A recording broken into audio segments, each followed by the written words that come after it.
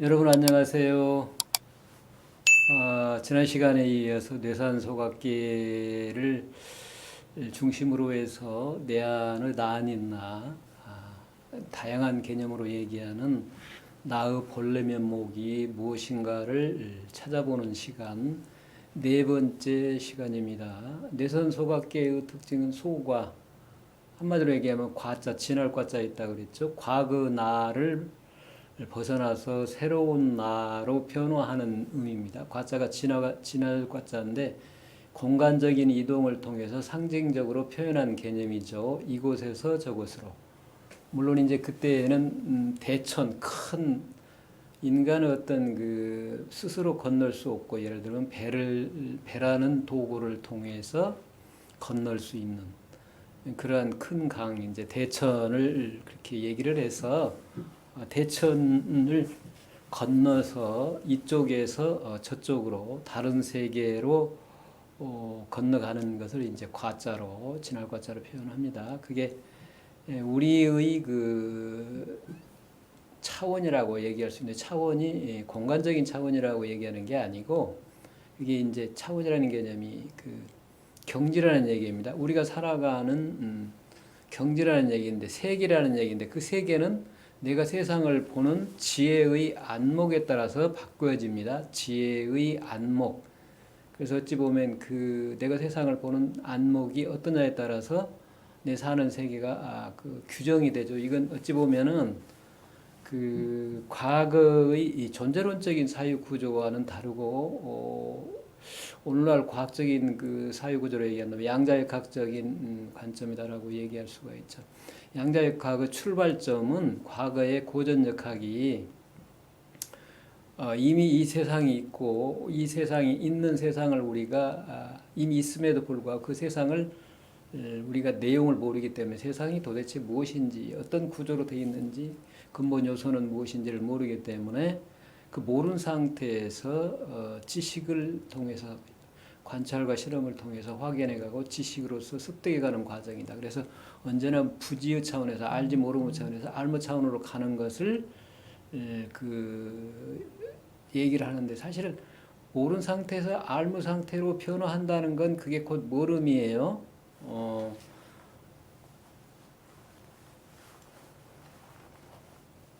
예를 들면 우리가 밖에 있는 소나무가 있다. 아니 그거 얘기할 필요 없죠. 주역이라는 텍스트가 있죠. 그러면 주역이라는 텍스트가 있다는 걸 알지도 모르고 그 주역의 텍스트 내용이 무엇인지도 모르는 상태에서 출발해서 우리가 강의나 수업을 통해서 즉 다른 사람의 도움을 통해서 주역의 내용이 무엇인가를 알아간다라고 생각하는 게 우리가 아주 상식적인 생각이고 그게 바로 고전역학의 생각이자 서양의 그 사상의 또 문화, 서양 학문 전통이었습니다. 그게 19세기 이후에 그 인식론적인 관점으로 바뀌죠. 즉 보는 내가 보지 않으면 밖의 세상의 사물이 존재해도 존재하는 걸 알 수가 없다를 넘어서 존재하지 않는다라는 얘기입니다. 그게 이게 보여지는 대상 중심이 되었다가 그래서 알미란 지식이란 결국은 대상의 내용을 그대로 내가 파악하는 카피, 복사와 같은 거라면 거꾸로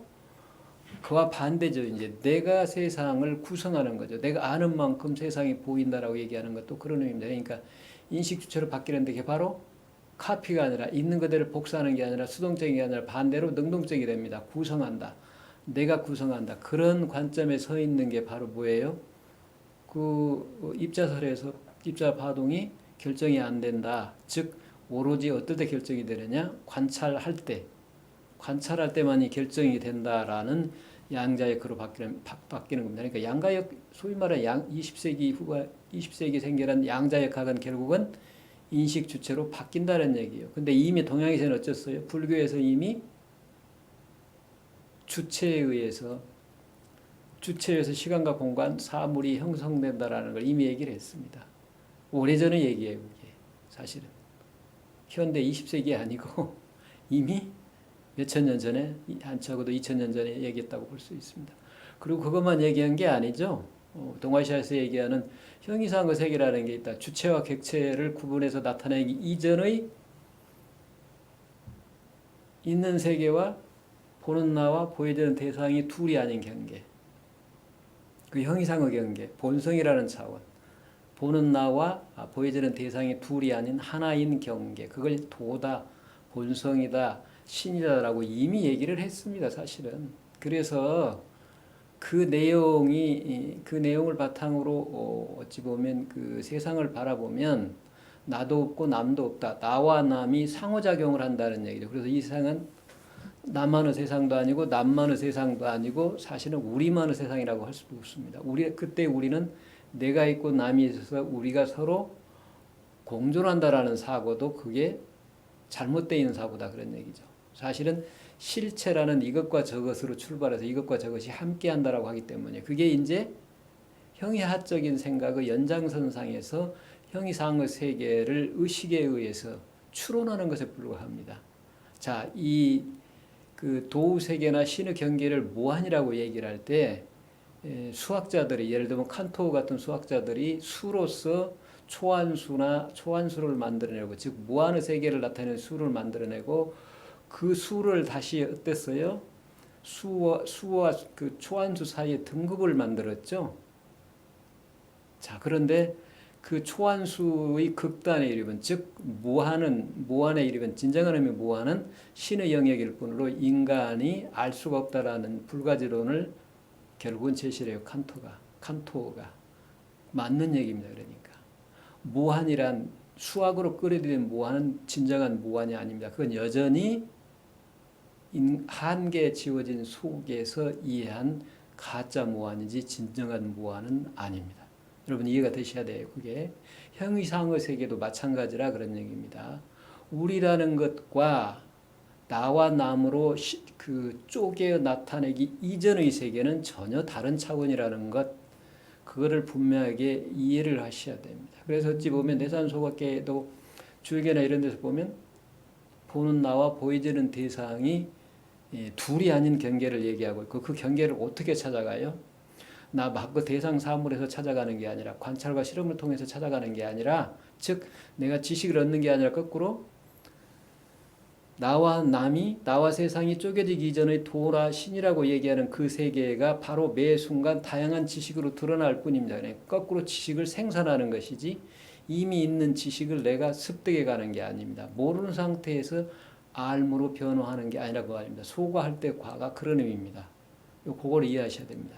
그러니까 결국은 그런 차원에서 보면 과라는 건 수학이나 과학이 대상으로 하고 서양의 학문이 바탕으로 하는 형이하적인 현상의 세계의 이전, 근원, 그걸 넘어서 있는 근원의 세계를 지금 올라가는 방법, 지나가는 방법이 뭐냐, 그걸 제시하고 있는 거예요. 그건 오로지 인간의 이 육신의 일부분인 뇌의 기능으로서 의식을 통해서는 절대로 도달할 수가 없습니다. 오로지 뭐를 통해서 가능하다고요? 마음을 통해서만이 쪼개기 이전, 원자나 입자나 파동으로 나누어서 쪼개는 것, 그것도 역시 형이상의 차원이 절대로 아닙니다. 오히려 중요한 것은 그렇게 쪼개는, 즉 칸토라는 인간이 무한을 얘기하고 유한을 얘기해서 유한과 무한을 쪼갰다가 다시 유한 속에 무한을 끌어들인 그게 중요합니다. 그렇게 끌어들이는 것 자체가 바로 인간이고 그 인간은 심층 내면으로 가면 그거 의식이 아닌 의식 이전은 마음의 차원이 있어서 그 마음을 통해서만이 신의 세계, 도우 세계에 도달할 수 있다는 얘기입니다. 근데 이제 서양의 그 그리스로부터 유럽에 이르고 현대에 이르기까지 그들은 철저하게 신의 세계, 형이상의 세계와 현상의 세계를 구분해 버리죠. 인간과 자연의 서브젝트와 오브젝트로 구분되어지는 쪼개놓은 세상을 딱 나눠버립니다. 그러니까 절대로 아무리 과학을 연구하고 수학을 연구해도 신의 세계는 도달할 수 없다. 아까 칸토가 했던 얘기가 똑같아요. 맞아요. 무한의 경계는 신의 경계이고 그 신의 경계는 인간은 이해할 수 있습니다. 어떤 인간? 서양에서 얘기하는 유물론적인 육신으로서 인간으로서 통해서는 절대로 그 세계에 도달할 수 없습니다. 그래서 오늘날 인문학이 중요한 이유가 그거라는 걸 계속 매 시간마다 내가 여러분한테 강조하는 이유가 거기에 있습니다. 자, 여기서는 지금 뭘 얘기해요? 마음을 통해서, 즉 주체와 객체가 없는 마음을 통해서 마음으로 드러나기 전에 도우세계, 신의 세계와 신의 세계를 파악할 수 있다. 그 말은 파악한다는 게 결국은 나에 있어서 본성이 곧 우주의 근원과 둘이 아닌 하나다. 그래서 그 양자는 둘로 나누어서 쪼개 나타낼 수 없다. 나눌 수 없다. 그런 얘기입니다. 바로 그러한 경계를 느낀 것, 스스로 느끼는 것. 그거는 스스로 느끼는 거지 증명할 필요가 없습니다. 이거는 관찰과 실험을 통해서 증명하는 게 아닙니다. 그래서 자명한 겁니다. 스스로 밝아지는 거다. 그래서 스스로 깨닫는 게 필요한 게 바로 이 주역에서 얘기하는 내 안의 나 아닌 나, 우주와 둘이 아닌 나, 신이라고 얘기하는 나, 도라고 얘기하는 나를 찾아가는 방법입니다. 이게 아주 중요한 얘기이기 때문에 매 시간에 강조하고 또 강조할 수밖에 없습니다. 오로지 그 얘기밖에 없습니다. 자, 이제 주역의 관점에서는 그렇게 할 수밖에 없고, 그것이 그렇다면 그것이 드러난, 즉 신이라고 얘기하고 도라고 얘기하는 그것이 본래 이 우주 본질이라면, 물질의 근원이고 사람의 근원이라면, 이 자연과 인간의, 그리고 사물의, 자연 속에 존재하는 사물과 인간의 근원이라면, 그게 이제 거꾸로 인간과 사물로 구분되어지고 사건과 물건으로 나타나는 게 무엇이냐 라는 걸 얘기를 해야 인간이 어떻게 사는 것이 인간답게 사는 것인가 하는 문제를 파악할 수가 있습니다. 그 문제는 지금 여기에는 중심점이 아닙니다. 주역은 지금 어떻게 돼 있어요? 현상으로부터 현상의 근원인, 즉 주체와 객체로 나눠지기 이전, 나와 남으로, 나와 세상으로 나눠지기 이전을 파악하는 주제가 중심이기 때문입니다. 자, 그래서 주역을 통해서 나타나는 중국 문화, 중국 사상의 관점이 그런 관점이다. 그걸 이제 거스릴 역자 역방향이라고 그랬죠. 그와 달리 신이라고 표현하는 근원으로부터 현상을 향하는 방향, 즉 순방향이 바로 한국 사상의 특징입니다. 그러니까 한국 사상을 이해하면 중국 사상도 이해할 뿐만 아니라 서구 중심, 유럽 사상, 서양의 사상, 서양의 문화도 동시에 이해할 수가 있습니다. 그래서 어찌 보면 인문학과 과학이, 사회학이 통합되어 있어서 서로 걸림없이 자유자재하게 활용할 수 있는 것은 한국 사상이 바탕이 돼야 됩니다. 그게. 그래서 한국 사상이 굉장히 독특합니다. 그래서 그게 지금 이처럼 현상의 세계로부터 근원을 찾아가는 서양의 수학이나 과학과 다른 관점에 서 있는 것은 중국만 있는 게 아니죠. 수메르 문화, 페르시아 문화 이전의 근원이었던 수메르 문화, 그리고 그게 인도로 넘어가면 인더스 문화, 오늘날 그 바라문교나 또는 힌두교도 똑같습니다. 이게 현상과 근원을 나누어서 현상의 근저에 있는 근원을 찾아갑니다. 그래 이제 그걸 브라만과 아트만이라고 얘기를 해서 브라만과 아트만이 둘이 아님을 확인하는 게 바로 깨달음의 경지다라는 얘기를 하죠. 그게 바로 열반이다. 자유의 경계, 자유로운 경지에 이르는 방법이다라고 자꾸 그 얘기를 하죠. 그게 이제 똑같은 관점입니다. 역방향이다. 거스릴 역자, 역방향에서 그 사상이 진행이 되고 있다 그런 얘기입니다. 거스릴 역자라고 그랬죠. 그러니까 그 형이상과 형이하를 나눈다면 형이상의 세계와 형이하의 현상의 세계를 구분했을 때 현상으로부터 현상의 근원을 찾아가는 게 역방향이고 현상 근원으로부터 현상을 향하는 게 순방향이라고 그랬죠. 그러니까 이런 순역은 형이상과 형이하가 인정을 할 때 하는 얘기고 이 수학이나 과학의 세계는 형이상의 세계가 없죠. 그리고 사회학 같은 경우에 즉 서양의 학문들, 서양의 철학도 똑같아요. 그러니까 서양의 철학도 역시 형이상학이 없습니다. 그래서 학문적인 전통은 똑같습니다. 주체와 객체를 나눠서 학문하기 때문에 여전히 형이상의 세계를 부정을 합니다. 즉 신의 세계와 나가 하나가 될 수가 없다는 그런 전제를 바탕으로 출발합니다. 그러니까 이런 학문이냐, 이렇게 올라가는 학문이냐, 아니면 여기서 내려오는 학문이냐, 이게 첫 번째 스타일과 두 번째 패러다임과 세 번째 패러다임이다. 라고 그 소각계를 처음에 시작을 할 때 말씀을 드리는 이유가 거기에 있습니다. 지난 시간에 이어서 그 소각계를 계속 보도록 하겠습니다. 그 소각계 지난 시간에는 어디까지 봤죠? 구삼묘까지 봤죠? 구삼묘.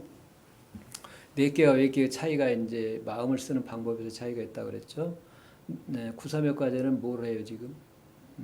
찾으려고 하는 거죠. 그러니까 이 세계에서 저 세계로 이 세계와 저 세계를 나누고 이 세계에서 저 세계로 건너가려고 했다는 얘기입니다. 이게 그러니까 둘러봤다는 얘기예요. 근데 구사효로 보면 바뀝니다. 이게. 예. 보세요. 효설 한번 일단 볼까요? 어떻게 바뀌겠어요? 건너가지 않아도 바로 이 자리가 그 자리임을 파악을 해요. 그러니까 건너고자 하는 그것이 이미 건너서 내가 만나고자 하는 세계의 작용이다. 찾고자 하는 내가 바로 찾아야 할 대상의 작용이다. 즉 찾고자 하는 마음을 쓰는 것 자체가 그것이 바로 찾고자 하는 대상의 작용이다. 대상의 드러남이다. 그 말입니다. 이게 이제 관점이 바뀌어버리죠. 삼효까지는 찾고자 해서 현상을 버리고 현상을 넘어서 형이상의 세계에 도달하려고 했다가 사효 이름 어때요? 찾으려고 하는 마음을 쉬어버리고 이게 이제 쉬어버린다는 얘기는 방향이 바뀐다는 얘기죠. 찾고자 했다가 반대로 방향이 이렇게 바뀌는 건데 이게 어쩔 때 가능해요? 지난 시간에 한번 얘기를 했죠. 우리가 그 어떤 물건을 어디에 놔뒀는지 잊어버렸을 때 생각이 안 나는 때 그 찾는 방법은 어때요?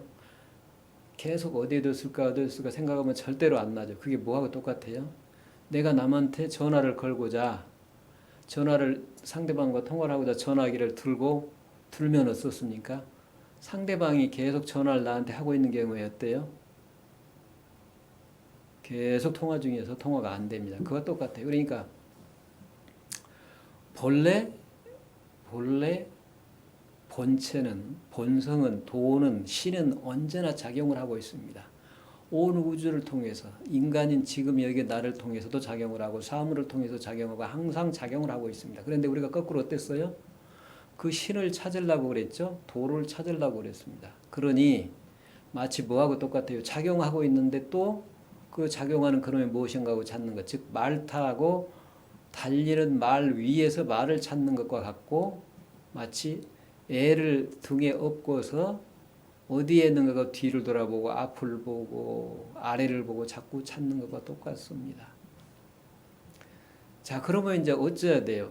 아까 그 우리가 찾으려고 하는 마음을 쉬어버려야 됩니다. 여러분 그런 거 느끼잖아요. 물건을 어디다 놔둔지 도저히 기억이 안 나는데 찾다 지치면 어때요? 이제 포기를 해버리죠. 그 순간 어디에서 놔둔지 생각이 나죠. 똑같다 그런 얘기입니다. 찾으려고 하는 마음이 극단에 이르게 되면 정말로 지쳐서 도저히 어찌할 수 없을 정도로 극단에 이르게 되면 포기를 하게 돼요. 그 순간 어때요? 그걸 이제 머리를 돌린다고 그래요. 내 생각이 싹 바뀌어 버립니다. 포기하는 순간 어떻습니까? 전화가 계속 울렸었어. 그거 받으면 돼요. 똑같습니다. 그러니까 내가 상대방과 통화하려고 전화기를 드는 순간 항상 통화 중 그렇습니다. 전화기를 딱 놓는 순간 어때요? 따르릉 하고 울리게 된다 그런 얘기입니다. 똑같은 얘기. 그러니까 찾으려고 하는 마음, 구하고자 하는 마음, 얻으려고 하는 마음이 극단에 이르렀을 때 나도 모르게 포기가 됩니다. 방향이 바꿔져 버려. 그러는 순간 드러나게 된다 그런 얘기입니다. 이게 굉장히 중요한 얘기입니다. 그러니까 전에 원숭이 얘기도 했죠. 원숭이가 밤에 목이 말라서 물을 마시려고 이제 숲으로 나왔는데 보니까 달이 보름달이 환하게 떠 있더라. 그래서 그 보름달을 갖고 싶어서 우물이 아니죠. 그러니까 샘이지. 자연이 만들어진 샘에 있는 물 위에 떠 있는 달을 자꾸 손으로 건지면 어때요? 부서지고 밤새 하다가 이제 포기를 했죠. 힘이 들어서. 그리고 아유 이제는 포기하고 가야지라고 고개를 싹 돌리니까 어때요? 하늘에 달이 있더라 그런 얘기죠. 똑같은 얘기입니다. 그게 전부 비유예요. 찾으려고 하는 마음을 쉬면 그 순간 퍽 알게 된다 그런 얘기입니다. 찾으려고 하는 마음이 바로 찾고자 하는 내 안의 참나의 작용이로구나. 그러니까 매 순간 나와 한 번도 떨어진 적이 없었구나. 내가 그가 나로구나 그런 얘기입니다. 이제 그 어떤 사람 개성에 그런 게 있죠. 30년 전에는 내가 그인 줄 알았더니 지금은 오늘에는 그가 나로구나 이렇게 바뀌는 겁니다. 이해가 되시죠?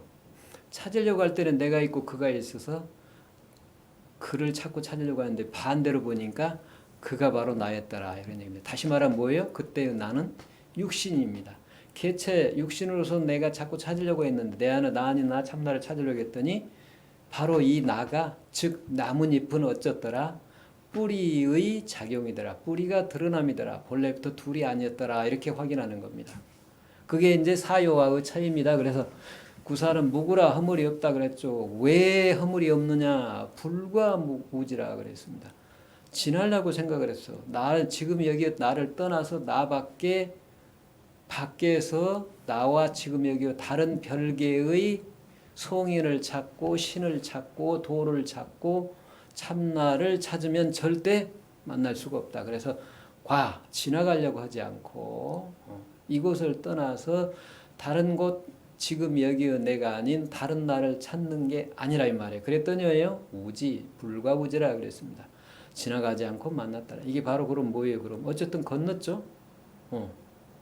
육신으로서 나를 벗어나서 내 안에 나 아닌 나를 찾았으니까 건넌 겁니다. 그 건너면 그러니까 뭐라고 볼 수 있어요? 건너지 않는 건너이다 그랬습니다. 건너지 않는 건너이라. 예, 오케이. 자, 그러니까 이제 허물이 없는 일은 불가서 무지기 때문이다 그랬죠. 불가. 지나려고 하지 않고 꼭 건너려고 하지 않고 건너지 않고 만남이라 그랬습니다. 그 말은 곧 지금 찾는 그 마음이 바로 그놈의 작용이다 하는 걸 파악을 했기 때문이다. 자, 이제 파악은 아직은 안 했죠. 어느 순간에 포기를 한 겁니다. 이 사유 상태에서는 포기를 한 거예요. 그래서 이제 왕하면 여하니 삼요처럼 그대로 계속 찾으려는 마음을 진행을 시키면은 위태롭다 그런 얘기입니다. 거참 위태롭다 그런 얘기예요. 그래서 필게 반드시 경계하여 몰용하라. 사용하지 말라. 어떤 방법이요? 삼요까지 사용했던 방법입니다. 찾아서 얻으려고 하고 찾아서 소유하려고 한다. 그게 지금 과거 방법이죠. 과거는 내가 모르기 때문에 밖에 어떤 것이 있다고 생각하고 반드시 그걸 찾으려고 하죠. 그런 방법이 깨지는 게 고전역학적인 방법, 고전 물리학이 깨지고 바로 양자역학이 생기게 그거라는 얘기입니다. 그러니까 양자역학이 그 경기까지는 아직은 얘기를 못하지만 동양 사상과 인문학과 관련을 시켜서 이해하면 그렇게 가야 정상이에요. 즉 실험과 관찰을 통해서 관찰할 때만이 입자 형태로 나타나는 게 아니라는 얘기입니다. 사실은 어때요? 관찰을 통해서 입자와 내가 창조가 되는 겁니다. 생성이 되는 거예요.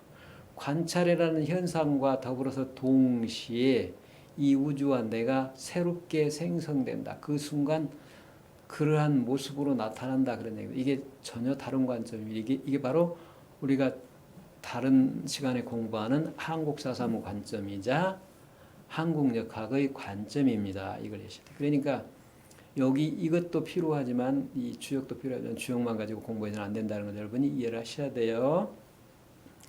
물용 쓰지 말라 그 말입니다. 그걸 쓰지 않으면 어때요? 영정이라 영원히 발언이라 그랬습니다. 찾고자 하지 말라. 지금 있는데 왜 찾느냐? 찾는 그놈이 바로 그놈인데 라고 얘기하는 거죠. 자, 그럼 불과 우지는 위 부당리할세요 그랬죠. 자, 이 불과 우지는 아직은 위가 마땅하지 않다는 얘기는 불과 우지는 해야 되지만 아직은 불과했지 우지는 되지 않았죠. 그래서 위가 부당이다. 그러니까 언제 가야 이루어진다고요? 오요에 가야 이루어진다고요. 그러면 이게 마치 구사와 구호의 구호가 아니라 유고의 차이가 있는 것처럼 얘기하지만 이게 지금 사건을 중심으로 나눠놨기 때문에 그런 겁니다. 이렇게 나누는 것도 누가 나누는 거예요? 인간이 나누는 거죠. 주역의 처자인 인간이 나누는 거지. 구사함과 구사가 따로 있고 내개와 외개가 따로 있지 않습니다. 마치 유한과 무한, 형이상과 형이하를 인간이 개념에 의해서 형이상, 형이하라고 나누는 것과 똑같아요. 그렇게 나누는 형이상은 어때요? 현상의 형이하의 상대적일 뿐이기 때문에 진정한 의미의 형이상은 아닙니다. 이해가 되십니까? 이거 이해를 해야 돼요. 왕여 필계는 종불가장이할세라고 했습니다. 이게 똑같아요. 구사요가 아직 깨달은 관점이 아닙니다. 그렇기 때문에 그 삼요와 같이 계속 여기를 버리고 여기를 떠나서 다른 세계에서 천국을 찾고 도를 찾고 신을 찾으면 위태로워. 그래서 반드시 경계해야 돼. 왜냐하면 그것 가지고는 종불가장이야. 그것 가지고는 원하는 목적을 이룰 수가 없기 때문이야 라고 얘기하는 겁니다. 자, 그러면 이제 오요는 어떻게 돼 있나 한번 살펴볼까요? 자, 이거는 미룬 부르라고 그랬죠. 빽빽할 밀자 구름원자 구름이 빽빽하게 모여있는 상태입니다. 그래서 자 이제 물의 상태가 수증기로 변해서 하늘로 올라가면 구름이 되죠. 그 구름이 비로 내리기 이전에 물로 변해서 내리기 이전이 그러니까 극한적으로 그 무게를 더 이상 감당하지 못하고 땅으로 내려볼 수밖에 없을 때까지 이루어진 상태가 미룬이에요. 미룬. 아까 무슨 얘기를 했죠? 사요에서 뭐라고 얘기를 했습니까? 찾고 찾아서 도저히 한계에 이르러서 더 이상 포기할 수 없는 상황에 이르렀을 때 비로소 어쩐다고요? 계속 상대방과 통화를 하려는 짓을 그만두고 전화기를 내려놓는 순간 두루루 하고 울린다. 똑같습니다. 그러니까 밀은 부르죠. 그렇게 비가 내려서 구름이 빡빡하게 모여서 아직은 비가 내리지 않은 상태. 이 한순간만 지나면 바로 무게를 견디지 못하고 비로 떨어지게 되는 상황입니다. 그 상황이 어디죠? 어떤 상황이죠? 사유 상황이에요.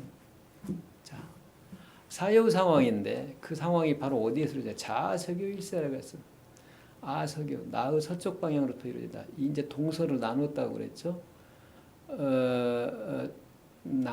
남서와 동북을 나누어서 사방으로 이제 공간적으로 표현하면 현상의 세계는 동쪽이고 동북이고 그 형이상의 세계는 서남입니다. 서남이 서로 이렇게 변화를 해줘. 남서가 이제 하도와 낙서에 보면 남서가 바로 변화를 해요. 그러니까 소가 변화할 수 있는 게 바로 그 남서라고 볼 수 있는데 그게 뭐라고 볼 수 있죠? 우리 지금 그것을 논하는 나중식으로는 뭐예요? 마음이에요, 마음. 그러니까 자서교라 그랬으니까 이건 나의 마음으로부터는 이렇게 이해를 하시면 됩니다. 그러니까 마음 상태가 지금 어쨌어요? 극단적으로 주체와 객체를 나누어서 나 밖의 그 세계에서 주체와 객체로 나누어지기 이전의 도신이라는 경계를 찾다가 이게 내 밖에 밖에 있는 게 아니다. 찾는 나를 떠나서 있는 게 아니다라는 것을 아직은 몰랐지만 한계를 느껴 막혀 있는 때 그때가 바로 어때요? 미룬 부를 때입니다. 그러면 비로소 어때요? 이제 공이 익치 피제열이라 그랬어. 공이 이때 누구예요? 군자 대인 즉 내 안에 나 아닌 나를 찾고자 용심 마음을 쓰는 사람이 주살익자죠. 주살을 와서 큰 화살 큰 동물을 싸서 잡아서 그 잡는 도구 화살 가운데 큰 화살 이제 고래나 이런 것도 잡으려면 조그마한 화살로 안 되잖아요. 상어나 이런 큰 동물들은 큰 화살로 쏴야죠. 그게 주살이라고 그래요. 주살로서 쐈다. 주사로 잡았다, 취했다, 제혈, 동굴 속에 있는 걸 잡았다. 이 동굴 속에 캄캄한 어둠 속에서 드러나지 않는 그게 이제 나무로 본다면 뭐라고 볼 수 있어요? 나무 입장에서는 눈에 보이지 않는 캄캄하게 드러나지 않는 땅 속에 묻혀 있는 뿌리와 같은 겁니다. 본성이나 도라 신이라는 존재를 그렇게 표현했어요. 그러니까 본성이나 도나 신이라는 것도 개념일 뿐이고 여기서 얘기하는 동굴 속에 살고 있는 짐승과 같습니다. 상징적이에요. 그래서 이게 지금 이 문장의 글대로 보면 이 내용을 절대로 알 수가 없게 돼 있죠. 그것이 상징하는 의미를 파악을 해야 됩니다. 그런데 이게 점을 치면 어때요? 점의 대상은 구름의 빽빽해서 아직 비가 내린 상태가 아니다라는 객관적인 사실을 나타내는 글로만 이해를 해버리니까 이런 상징적인 의미를 이해할 수 있습니까? 없습니까? 절대로 이해할 수가 없게 돼 있습니다. 그래서 여기서도 동물이라는 말은 없잖아요. 그냥 저것으로 얘기해버렸죠. 저것. 피차할 때 저것 피. 왜 저것이라고 그랬겠어요? 그 말로 표현할 수 없는 겁니다. 말로 표현할 수 없는 걸 말로 표현했기 때문에 혹이라고도 표현하죠. 혹. 이것이다 저것이다 말을 할 수 없기 때문에 혹이라고도 표현하고 그냥 피라고도 표현해요. 그 저거 동굴 속에 있는 저것을 잡았다. 그게 바로 어쨌다는 얘기예요. 내 안에 나 아닌 나를 찾았다. 즉 찾고 있는 내가 바로 내 안에 나 아닌 나임을 파악했다. 그 말입니다. 요 이해가 되세요? 이로부터 비로소 어때요? 이제 이 사람은 육신도 아니고 마음도 아니면서 매 순간 마음과 육신을 통해서 다양하게 드러나는 근원이 있음을 비로소 파악하게 됩니다. 알게 돼요. 그게 이제 신이라고 표현하든 도라고 표현하든 본성이라고 표현하든 불의의 경계, 둘이 아닌 경계라고 표현하든 상관이 없습니다. 그건 무한이라고 표현할 수도 있고 공간상으로는 무한이고 시간상으로는 영원한 거기 때문에 그걸 허공에 비유하기도 해요. 허공은 하나다 둘이다 구분할 수가 없잖아요. 허공을 퍼내도 줄어들지 않고 컵 속에서 컵으로 허공을 퍼냈다가 그 컵 속에 있는 허공을 다시 허공에 더해도 늘어나지가 않습니다. 참 기묘한 거죠. 묘한 겁니다. 그게. 바로 그게 지금 인간의 근원이자 온 우주 생명이 있는 모든 것 또는 생명이 없는 사물까지도 그 모든 것의 근원입니다. 그게. 그걸 파악하는 것을 어떻게 표현했어요? 공이 익취 피제열이라 그렇게 공이 주사를 잡아서 주사를 쏘아서 동굴 속에 있는 저것을 잡았다, 취했다 그렇게 표현합니다. 상징적으로 표현한 거죠 이게. 그러니까 이게 사실은 잡았지만 잡았음 있어요 없습니다. 이걸 소가라고 그랬죠. 지난다, 현상의 세계를 벗어났다, 초월을 했다. 달리 말하면 이걸 이제 정교식으로 얘기한다면 천국에 갔다 그런 얘기예요. 천국에 갔습니다. 불극정토에 갔다 그런 얘기예요. 다른 종교와 비교해서 이해를 하자면 그렇습니다. 그러니까 살아서 천국에 갈 수 없고 살아서 불극정토에 갈 수 없다면 죽어서도 당연히 갈 수가 없습니다. 그래서 이 공부는 살아서 가는 공부이지 죽어서 어디 천당에 가고 천국에 가는 공부가 아니다라고 어떤 분들이 얘기를 했죠. 맞습니다. 그게. 자, 그래서 상에서 말하기를 미름 부르는 그랬죠. 빽빽한 구름이 비로 내리지 아니함은 이 상냐라서 이미 올라온 거다. 자, 궁극에 이르렀다 그런 얘기잖아요. 아까 말씀드렸죠. 자, 그런 마음 상태는 어떤 줄 아세요? 마치 상사병에 살린 사람처럼 오로지 그 한 생각에 집중이 되어 있습니다. 밥을 먹어도 도신, 내 안의 참나, 내 안에 나 아닌 나, 참나. 똥을 넣어도 참나, 잠을 자도 참나, 꿈속에서도 참나, 깨어나서도 참나, 걸어가도 참나, 앉아있어도 참나, 누워있어도 참나. 항상 그게 떠나지가 않아야 됩니다. 그게 바로 이상의 상태, 미룬 불우 상태입니다. 그걸 이제 타성일편이라고 그래요.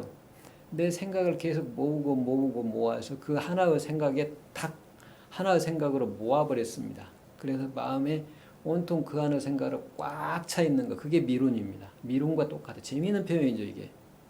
내 생각이 그거 하나로 꽉 차 있어요. 그러면 그런 상태가 어떻겠어요? 육신에 의해서 이루어지는, 눈으로 보는 육신에 의해서 지각되는, 아는, 내가 있고 남이 있고 세상이 있고 선이고 악이고 옳고 그르고 이런 모든 것들이 다 멈춰버립니다. 미룬 불우 상태에서는요, 그 하나의 마음으로 오로지 이 참나가 무엇일까라는 하나의 생각으로 꽉 차 있기 때문에 다른 생각은 들어갈 여지가 없습니다. 그러니까 내가 살아있다 죽어있다 천국이다 지옥이다 이런 것을 완전히 넘어서 버립니다.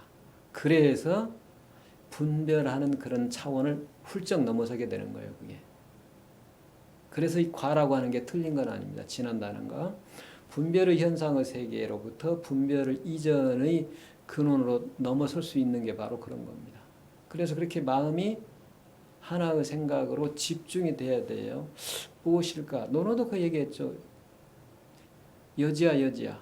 도저히 내가 알고 있는, 즉 서양에서 얘기하는 수학이나 과학의 방법으로서 분석해보는 방법, 이것저것 쪼개고 분절해서 쪼개고 아무리 쪼개봐도 입자 쪼개고 원자 쪼개고 원자를 또 쪼개서 그 쪼갠 것들에 나타나는 근원 요소 입자들을 퀀텀을 다시 조합을 시키려고, 즉 분석과 종합을 해도 입자적인 사고로 아무리 세상을 그렇게 분석과 종합을 하고 인간인 나를 분석과 종합을 해도 쪼개기 이전은 나타나요? 안 나타납니다. 절대로 드러나지가 않습니다. 수학자들도 많이 증명을 했잖아요.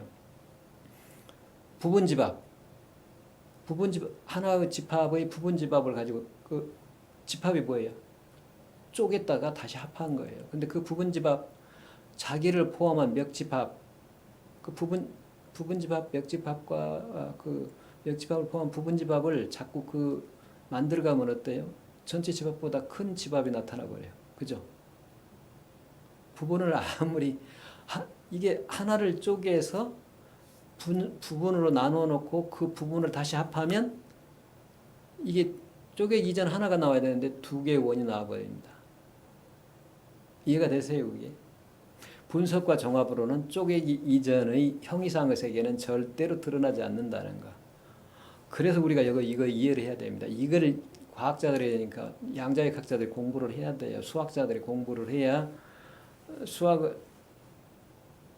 수학의 발전할 수 있고 과학이 발전할 수가 있습니다. 그래서 어쨌든 그런 생각이 쪼개고 나누는 생각이 분별의식이 나누어서 그 나눠진 것들이 따로 있다고 나와 남이 따로 있다고 하는 착각이에요. 전부 여러분 내가 있고 남이 있고 노인이 있고 어린애 있고 남자 있고 여자가 있고 있다는 거 전부 착각입니다. 착각의 환상이에요.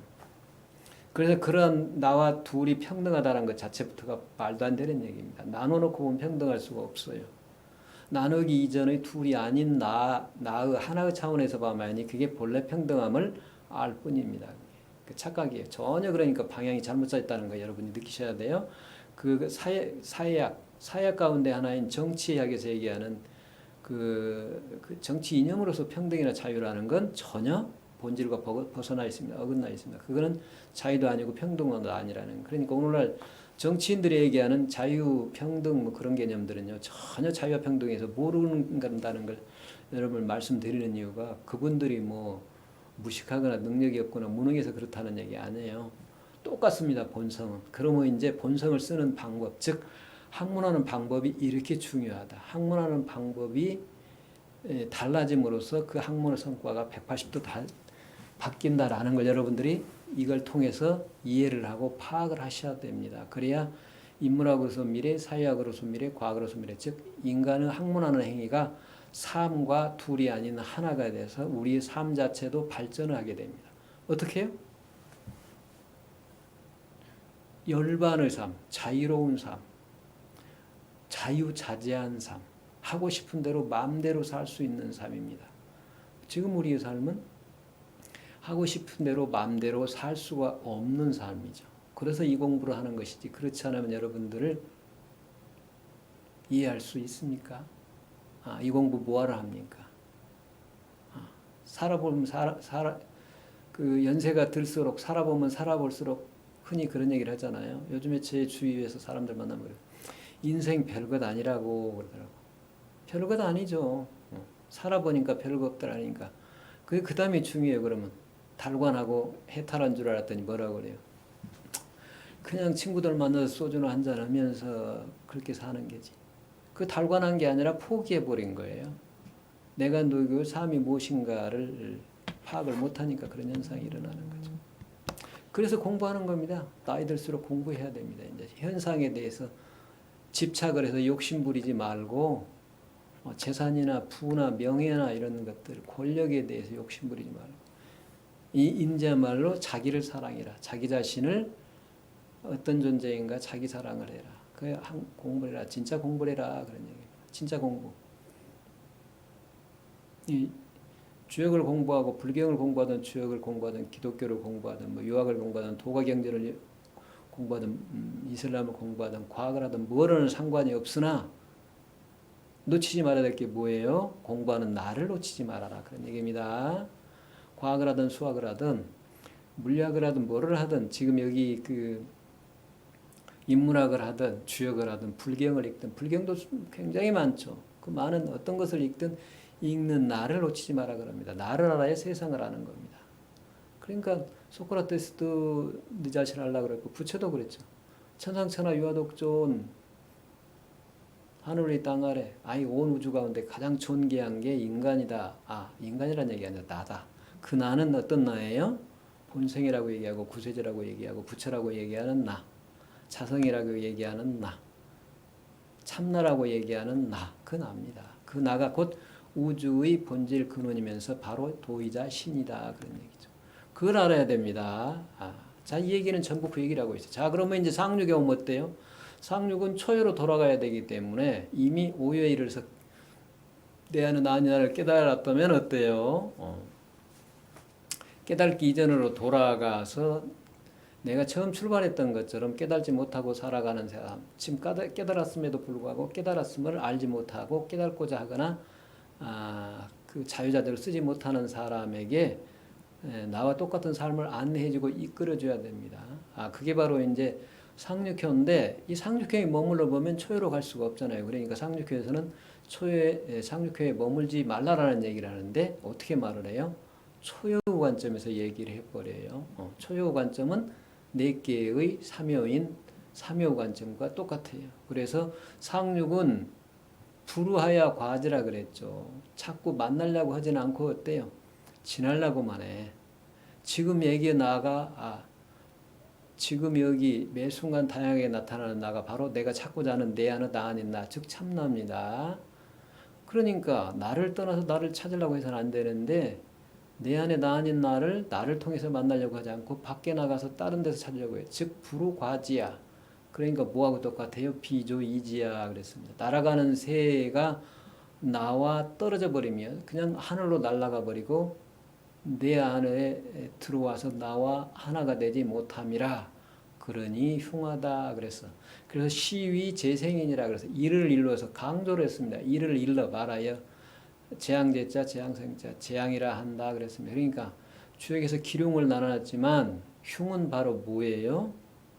내가 내 안의 나 아닌 나를 찾지 않고 내 밖에서 신을 찾고 그 신의 뜻을 점을 쳐서 수를 통해 산가지를 통해서 수를 운용해서 그 수로서 찾거나 아니면은 그 거북의 그 껍데기 단단한 껍데기에 난 무늬를 통해서 찾거나 어떤 짓을 해서 나 밖에서 찾는 것은 흉하다 그런 얘기입니다. 그러니까 여러분이 이걸 잘 이해해야 돼요. 혹자는 어떤 사람들은 소위 말하는 상수학파라고 얘기하는 훗날 주역을 연구하는 사람들은 기륭이 철저하게 내 밖에 어떤 대상 세계에 있고 그 기륭을 정해주는 건 뭐예요? 정해주는 건 신이다. 그러니까 신의 뜻에 따라서 기륭이 정해지기 때문에 신의 뜻이 뭔지를 점을 쳐야 된다. 그래서 나와 신을 둘로 봐버립니다. 이거 잘못되어 있는 거예요. 그러니까 기륭도 내가 어떻게 할 수 없잖아요. 아니다. 여기서는 분명히 뭐라고 그랬죠? 흉을 내가 만들어낸다 그랬습니다. 그러니까 당연히 길을 흉으로 만들고 흉을 길로 만드는 것은 나이기 때문에 삶을 길과 흉으로 나눠서 나타냈습니다. 둘로 나타냈으니까 흉에서 길로 넘어가는 것도 나요. 기륭을 넘어서 버려서 자유자재하는 것도 나다 그런 얘기입니다. 이해가 되시죠? 그러니까 철저하게 주체적이다. 나와 남으로 구분되기 이전의 주객으로 나눠지기 이전의 근원을 향해 가는 관점이 바로 주역이다라는 걸 여러분들이 분명히 이해를 하고 파악을 하셔야 됩니다. 그래서 상활상에서 말하기를 불우가지는 이항렬세라 그랬어요.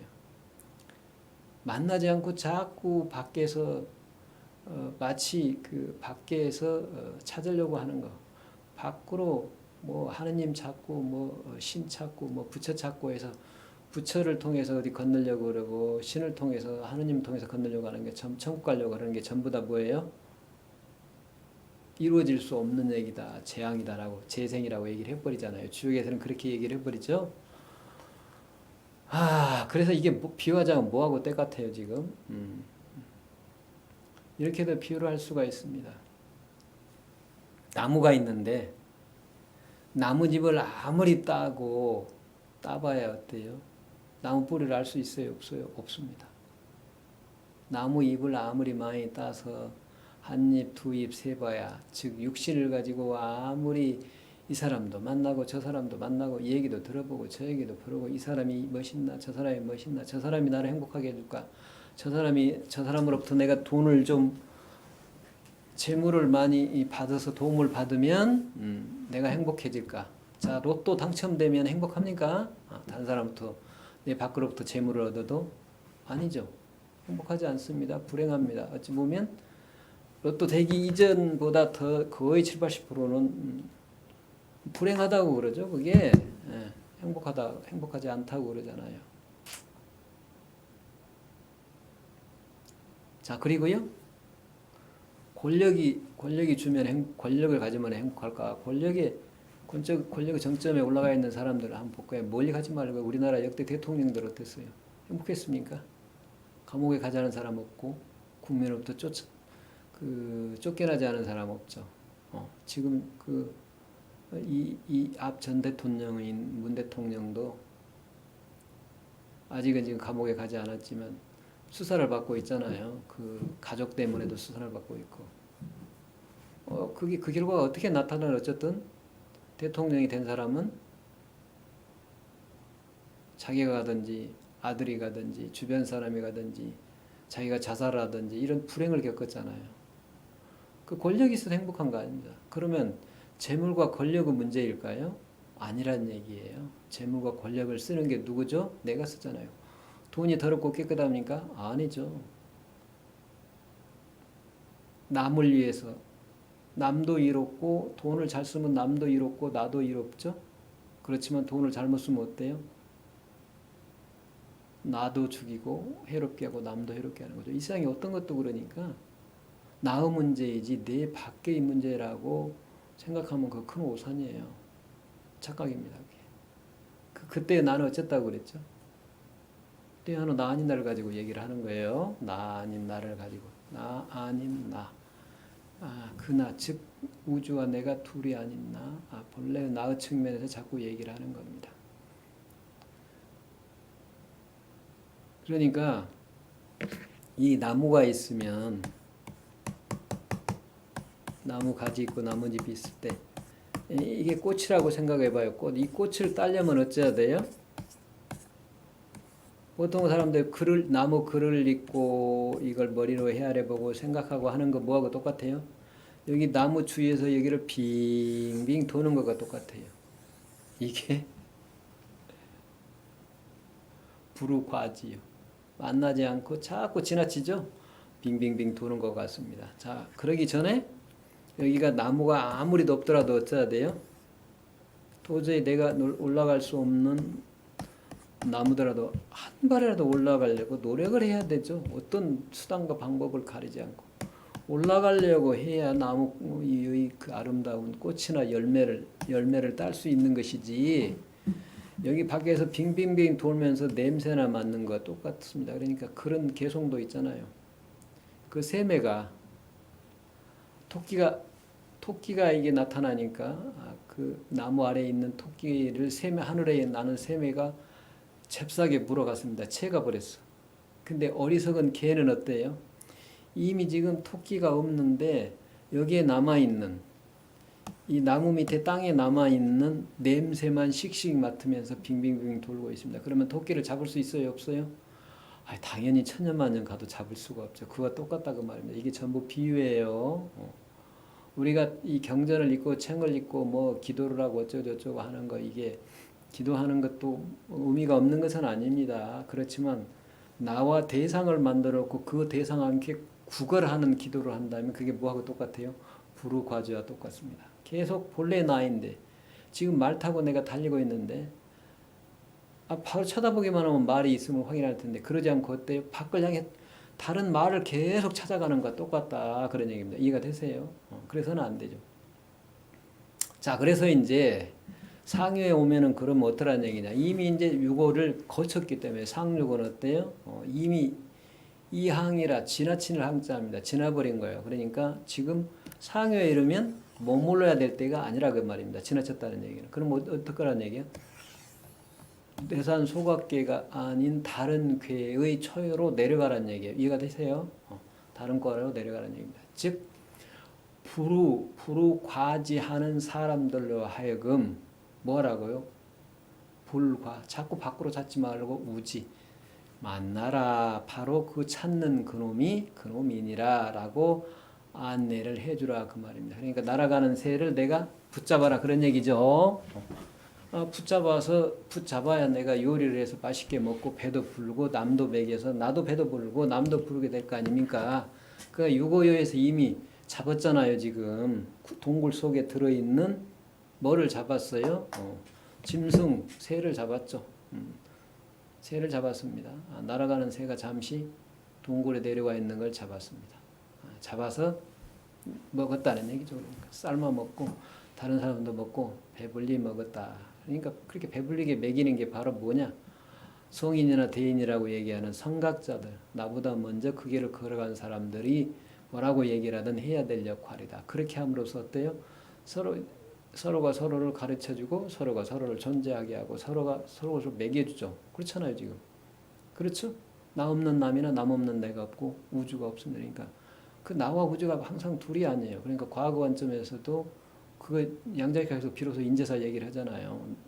그 입자와 파동이라고 할 때 입자는 나와 이것과 저것을 쪼갤 수 있는 게 입자잖아요. 그러니까 관찰하는 나와 관찰 대상인 입자, 원자 있는 거죠. 근데 이제 그 원자를 관찰하다 보니까 어때요? 내가 없을 때는 마치 없는 것처럼 파동도 아니고 입자도 아닌 상태로 중첩의 상태로 있다는 얘기예요.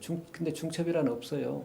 요게 지금 칸토가 마치 무한을 수로 만들어서 똑같은 수를 초한수라고 하나 만들어서 초한수와 그 실수를 구분해 놓은 거 똑같아요. 이해가 되십니까, 그게? 네. 입자 파동이라고 해서 똑같은 거예요. 입자와 파동이라고 둘로 나눈 거. 입자의 상대적인 파동이라고 나눈 거. 파동은 그렇게 해서 만들어진 입자와 파동이 둘이 아닌 경계를 중첩이라고 표현해요. 중첩. 둘이 겹쳐 있다라고. 이거 말도 안 되는 얘기죠. 그거 아닙니다. 그걸 넘어서 있어요. 주체와 객체가 중첩되어 있는 게 아니야. 주체와 객체를 넘어서 있습니다. 그러니까 그걸 이해를 하셔야 돼요. 그 자꾸 거기 안에서 찾으려고 하면 분석고 쪼개서 그 안에서 찾으려고 하면 안 돼요. 그걸 놔버려야 되는데. 사회에서 우리가 얘기를 했듯이. 그러니까 참 묘하죠. 그것이 바로 입자를 보는 나와 입자가 둘이 아닌 경지에서 봐야 그게 제대로 설명이 되는데 지금 나는 빼버렸잖아요. 그러니까. 아니 나와 같이 얘기를 하는데도 여전히 어때요? 나와 입자가 둘이 아닌 우리의 관점에서 얘기를 하지 우리로 나눠지기 이전의 관점에서 얘기 안 한다고 말합니다. 이해가 되세요? 나와 남을 나눠놓고 나와 남이 함께 얘기하는 우리가 아니에요. 이걸 넘어서 있는 나와 남 나누기 이전입니다. 요게 차이예요. 요걸 구분할 수 있어야 됩니다. 그래서 이제 초여로 넘어간다는 얘기는 뭐예요? 그냥 저작거리에 와서 내가 그 이전에는 오로지 그 생각에 내가 누구인가 어떻게 살아야 되는 내가 누구인가로 계속 집약이 돼 있지만 그래서 어느 순간에 이제 유고에 의해서 깨달았으면 어때요? 나와 남이 둘이 아님을 알았으면 어찌해야 돼요? 나와 남이 둘이 아니게 살아야죠. 그럼 어떻습니까? 본래 내 삶으로 돌아와서 비로소 인간다운 삶을 살게 돼요. 그러니까 그게 이제 산에 들어가서 그냥 방편상 어쩔 수 없이 그 공부를 나 누구인가 찾아서 공부를 하다가 저작거리로 나와서 본래 내가 살던 그러니까 입산했다가 하산한 거예요. 내가 살던 세상으로 내려와서 야, 네가 누구인지 좀 파악을 해서 너로서 살아라. 자유자재한 삶을 살아라. 라고 내 주변의 사람들에게 함께 살아가는 겁니다. 그러니까 그건 사실은 쉽지가 않죠. 정말 어렵습니다. 이상한 소리를 하는 사람, 미친 사람으로 취급을 하든가 그렇지 않으면 죽이려고 그러잖아요. 예수도 결국은 죽였죠. 공자도 죽임을 그 생명 위협받는 상황을 많이 겪었고요. 소크라테스 독살당했죠. 결국 부처도 80살을 살았으니까 그때는 굉장히 오래 산 겁니다. 장수한 거지만 결국은 죽음 어쨌어요. 제자가 준 공양한 공양물로 죽었습니다. 그것도 어찌 보면 살해당했다고 볼 수도 있어요. 근데 이제 알고 살해를 당했다는 점이 차이죠. 그러니까 네 할 일을 하라고 했잖아요. 예수도 그랬듯이. 결국은 그래요. 그러니까. 그래서 그런 고통과 고난 속에서 선각자들은 어찌 보면 살아가는 거죠.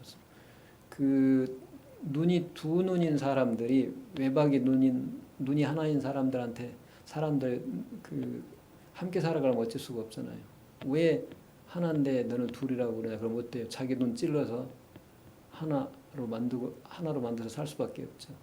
그렇지만 이 사람은 아무리 자기 눈을 찔러서 한쪽 눈이 없다고 그래도 두 눈이 본래 있었으면 알잖아요. 이게 차이죠, 그러니까. 그러니까 어찌 보면 선각자들의 삶이라는 게 안락하고 편안한 삶은 아니에요. 고통스러운 삶일 수밖에 없는 거죠. 항상 그렇죠. 어디나. 지금도 그래서 아까 얘기했던 칸토나 이런 수학자들도 굉장히 고통스러운 삶을 살았잖아요. 유명한 수학자들 나이 젊어서 죽거나 그랬죠. 정신병에 걸리거나 내시나 이런 사람들. 칸토도 정신병으로 입원해서 결국은 죽었죠. 정신병에 들락날락하다 죽었잖아요. 이제 그런 연속체 가설이나 이런 걸 만들어내는 과정을 보면 굉장히 힘들어요. 자기가 막 그러니까 정신 이상에 걸릴 정도면 그게 어떤 상태? 미룬부루 상태입니다. 미룬부루 상태까지 가는 거죠. 근데 이제 이게 이 구분해서 자꾸 쪼개는 마음, 쪼개서 나누는 마음을 하나는 모으지 않기 때문에 그러는 거죠. 그것만 봐도 우리가 조금 학문 방법이 얼마나 중요한가라는 것을 알 수가 있죠. 그렇다고 해서 그게 그분들의 삶이 가치없고 의미 없다는 얘기는 절대로 아니죠. 그렇지 않잖아요. 그걸로 인해서 수학의 발달과 과학의 발달에서 인류 삶이 얼마나 편리해졌어요. 그건 부정할 수 없는 사실입니다. 그래서 여러분들이 어쨌든 그 학문의 방법, 그것이 곧 삶의 방법입니다. 그러니까 학문의 방법과 삶의 방법이 둘이 아닌데 학문의 방법과 삶의 방법을 따로 나눠서 보기 때문에 즉 사실은 둘로 나눠서 삶을 살아가기 때문에 학문이 삶에서 고통으로 드러나는 겁니다. 학문적인 업적은 있어도 삶은 행복하지 않고 불행하는 게 그런 거예요. 그것도 쪼개고 나누어 보는 사유 구조입니다. 이런 것들을 좀 차이를 이해를 하셔야 결국은 이게 뭘 지식을 습득하려고 하는 게 아니라 학문을 내가 어떻게 하고 삶을 어떻게 살 것인가는 삶의 방법 문제이다. 결국 마음 쓰고 몸을 움직이는 용심법과 운심법의 문제이다라는 걸 다시 한번 강조를 하고 이번 수업을 마치도록 하겠습니다. 수고 많았습니다.